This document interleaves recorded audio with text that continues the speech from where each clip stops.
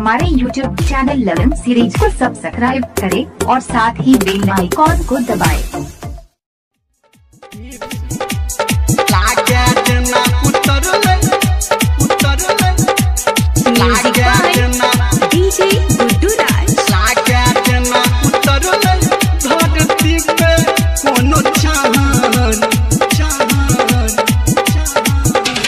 ओढ़नी के रंग पियर तै पे सूट लाल लाल, गजरा होट लाल तै पे गोरे गोरे गाल रे।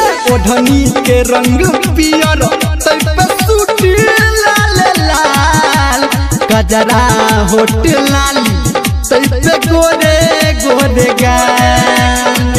बॉडी फूड सत से बनल कई भगवान, लागे जना उतरल धरती पे कोनो चाँद।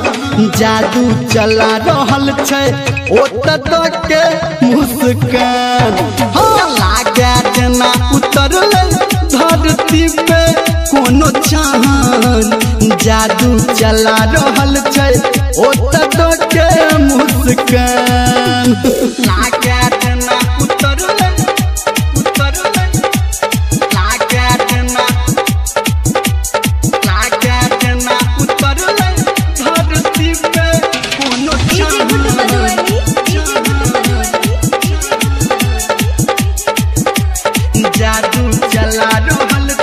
अभी आप सुन रहे हैं धर्मेंद्र निर्मलिया को। जादू चला रहल छै हम छी दीवाना ओकर पूछै दीवानी। सरबत के घाट हम ओ छै मीठू पानी, ओ छै मीठू पानी। हम छी दीवाना ओकर पूछै दीवानी। सरबत के घाट हम ओ छै मीठ पानी। रंग के रूप पे छै रघुमान, लागे जना उतरल धरती पे कोनो चाँद। जादू चला रहल छै ओत के मुस्कान रे। लागे जना उतरल धरती पे कोनो चाँद। जादू चला रहल छै ओत के मुस्कान, लागे जना उतरल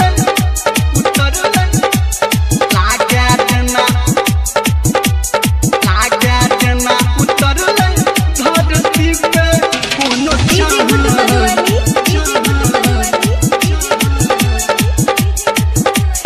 जादू चला रहल छै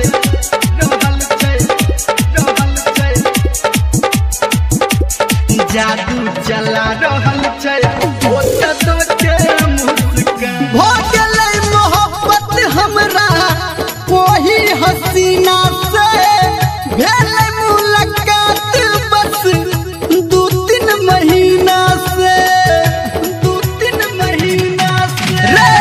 भ गेलै मोहब्बत हमरा ओही हसीना से, आ भेलै मुलाकात बस 2-3 महीना से।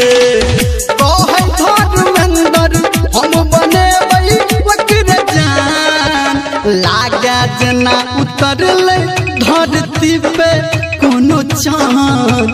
जादू चला रहल छै ओत के मुस्कान रे। लागे जना उतरल धरती पे कोनो चाँद। जादू चला रहल छै ओत के मुस्कान। बुझली रे मिता।